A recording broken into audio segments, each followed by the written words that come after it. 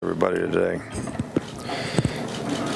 Look, we're really excited to be back in practice. We've had three, I think, good practices based on the fact that I think we've improved in each practice as we go out there. You know, you've heard me speak about this whole sort of acclimation period that we go through and how much I think it benefits players, and I think we've gotten a little bit more acclimated each practice. Having the two practices in just helmets and yesterday in shoulder pads have helped the players, I think, acclimate. I think they've been able to sustain a little better in each practice, which means, therefore, they can focus and execute a little bit better each time and play with a little bit more consistency. So, and I think that's the purpose of what we do and how we do it. You know, there's a lot of questions, that are going to get answered about this team, in fall camp. And it starts with, what is the identity of this team going to be? How are people going to assume roles? How are people going to face challenges? We've had some teams here that have great strength of personality, character, and leadership that has enhanced their chances of being successful because the way they confronted their fears in terms of whether it was the competition, internal circumstances that we had to resolve, and those things make you stronger. And I think when you run away from those issues, sometimes you get a little weaker. And how our team sort of responds to all those challenges, how people develop as a team will go a long way to saying what the identity of this team will be and how successful this team will be because of that. Then you've got the internal questions that need to get answered about whether it's quarterback competition, running back competition, couple starters in the offensive line, number of defensive players that we lost that were outstanding players on an outstanding defensive team. So there's a lot of questions that have to be answered, and I think fall camp goes a long way in kind of helping you identify some of these issues, solve some of these issues, have an opportunity to develop an identity that's going to help you. So if you ask me, which I'm sure somebody will, about, well, what do you think about the rankings or where you're ranked? Well, I think you all know that I don't think we should have rankings till the 5th or 6th game of the year when somebody can see people play and know exactly how all these things get answered relative to the consistency that you can play with. So honestly, I don't know where we are on a national basis. I don't really know where we are in the SEC relative to where everybody else is. I don't even know where we are in the Western Division relative to where everybody else is. So the team is evolving. The team is evolving an identity. The team is evolving a personality of, how do we confront challenges, overcome adversity. And some of these challenges, come from your opponents, and some of them come from what you're trying to build within your team, and how people accept leadership roles, how we affect each other, how we play together. So all these things are things that are evolving, so it makes it very, very difficult to really know exactly where you are after 3 practices. Now, I'm not displeased in any way with how we've approached the summer, the conditioning level that we came back at, how the players have approached these first 3 practices. So I'm encouraged by how we've started. But success is always is defined as consistency and performance. So how you can sustain these things in very difficult circumstances, which fall camp is probably the most difficult circumstance for players.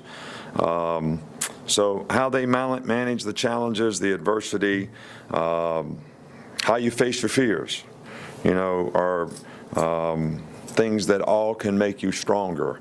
And that's what we need to do to develop the kind of identity and personality on this team that's going to be important for us having the kind of team that I think we're capable of having. So, I'm not disappointed at all with how we've approached this and where we are and how we're getting to where we want to go. We just got a long way to go to get where we want to go. Now, on this other issue that seems to be, still out there, I'm going to make this comment about this. The extent that college athletes can go other places are rules that originate at the NCAA and the rules that originate at our conference office. These rules were made by presidents and chancellors, and we have always supported those rules.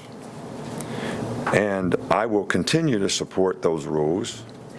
And I have supported those rules when the conference office has granted waivers relative to what they see fit for the player.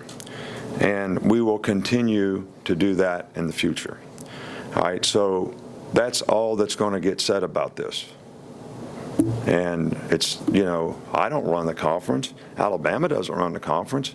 The conference runs Alabama. And they make the rules that we live by and every other conference school lives by. And if the presidents and chancellors think these rules should be changed, then I think that's something for them to discuss and make a decision on. And I think I have always supported what our administrators have thought was what's best for this league. So that's all I have to say about that. We had one injury yesterday in practice. Derek Gore sprained his knee. He'll probably be out for probably at least 2 weeks. So we'll probably replace him, in the 105 because I don't think he'll be able to compete until school starts or be able to practice until school starts. We'll start over here on the left with John Zener.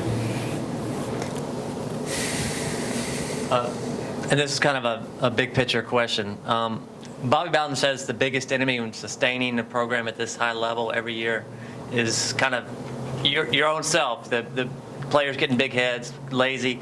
What do you find the biggest challenge to just keep it at this level year in and year out? Well, I think it's human nature, and I've sort of addressed this before, and we oftentimes talk to our players about it, is I think it's a little bit the human condition that when you do well, when things go well, everybody has a tendency to want to relax, get casual, think that they are entitled to certain things, and then they begin to judge the very things that made them successful.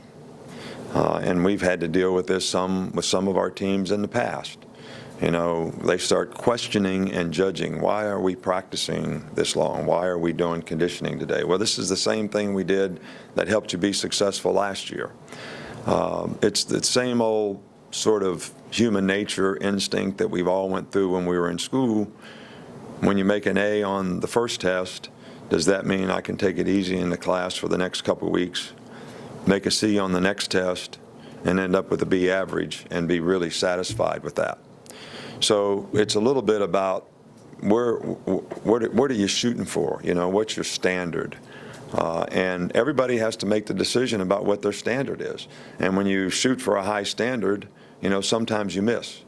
But if you shoot for a low standard and hit it all the time, I'm not sure that is helpful in terms of allowing you to be the person that you can be, the competitor you can be, or us to be the team that we can be. So these are challenges, and I think those are, when I talk about some of the challenges come from the people that we play, and some of the challenges come from within us. These are the things that I'm talking about that allow you to develop the kind of team chemistry, the kind of standard, the kind of positive energy, the kind of everyone taking responsibility to do their job for their own self-determination. All these things are, and then how hard are you willing to work, and what are you willing to invest in being able to do that? So that is a challenge. It's always a challenge. And, each team sort of responds to it a little bit differently. And that's something that is evolving on our team right now. And that's the question that I can't answer where that's going or what that standard's going to be. I know what we are trying to sort of provide leadership for as coaches so that we can get the players to buy into the standard that they're capable of, because it benefits them the most, whether it's, personal, academic, or athletic, and it benefits our team the most in the long run. Go here with Tony. He's coming with you. Nick, you've talked in the past about the quarterback wins the job when he wins the locker room. Jake did it last year in a game. Can you do it in practice? And if you can't do it in practice, what sort of things does the quarterback have to do in that setting to sort of win the locker room? Right. Well, I would hope that somebody can do it in practice. I think, especially when we have 2 scrimmages in the fall, and I think that that's an important piece of this. We do all the statistical analysis every day of each quarterback, how many passes they completed, what's their completion percentages, how many interceptions did they throw. We grade them on how they executed and did their job, trying to see, okay, who's playing with the most consistency here. But then you get out there in a scrimmage in a real life situation when the coach is not standing right behind you, and you got to go out there and compete and play on your own, be the leader, kind of take the bull by the horns. And then you have to evaluate, is this guy ready to take that step? And then you hope that he's ready to take the step, if he can do it in that circumstance, to take that step in the game. When the live bullets are flying, and, you're playing in a big arena, which our first game certainly will be. So I'm hopeful, that this happens in practice, and we don't have to go into games trying to figure it out. So, 2 years ago with Blake Sims, we went into game pretty much with him being the guy. Last year we kind of alternated guys a little bit early in the season, and somebody sort of won the job and won the team. And I'm hopeful that that can happen sooner rather than later. Go right behind to Michael. Looking at the receivers, quite a bit of depth, high-end depth on this position. How do you manage that kind of situation? Well, we have 3 or 4 guys that really have played a lot of football here and played pretty well and been productive. Then we have the addition of, a couple freshmen, a couple other guys that are developing, as well as a transfer who has been very productive, where he played. This is a good problem to have.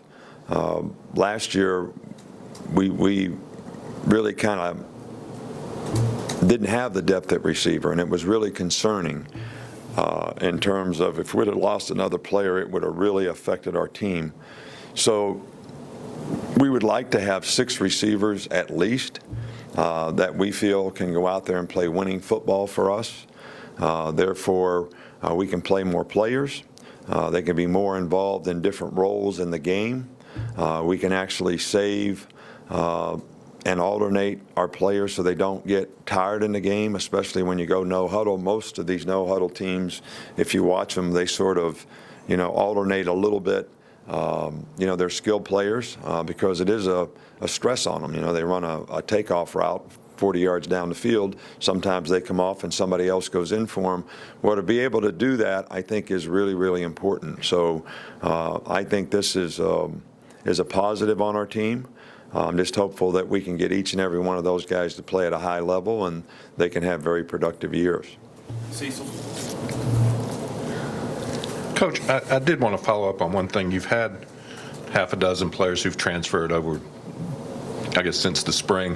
When somebody comes to you, says they want to do that, how do you handle access to the facilities, et cetera? Well, our policy here is that a player can continue to work out here, but he doesn't really work out as a part of our team if he's choosing to leave our team. And that's pretty much the way we've tried to manage it. And we've never had an issue with it that I can recall. But, and that's how we'll continue to do it. I mean, Coach Cochran even helps him work out. So, we don't take an adversarial position. We do try to, look, there's never been a player that has left this program that I haven't tried to talk into staying. Not one. Because I really do think it's in the best interest sometimes of the player, to overcome the adversity that he's faced with. And I understand there's a lot of pressure on these guys sometimes externally, and they get a little fearful of their future, and that creates a lot of anxiety. And sometimes they think that changing environment actually is going to help that. In most cases, I don't know if it does, but I understand that. I fully understand that. And I think sometimes patience and development is something that if a player could just focus on doing the things they need to do to be the best that they can be.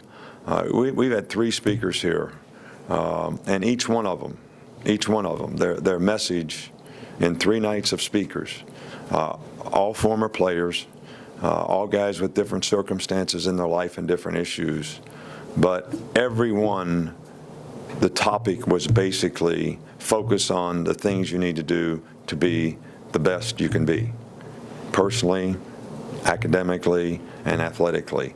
And don't get concerned about what happens in the future, because the only real self-gratification you get is knowing you did your best to be the best you could be at what you're choosing to do. And that's what we've always tried to promote with the players, and we try to do that with the players in our program. And if they don't think they have as good opportunity here as they do someplace else, we still encourage that. Last question here with Ken.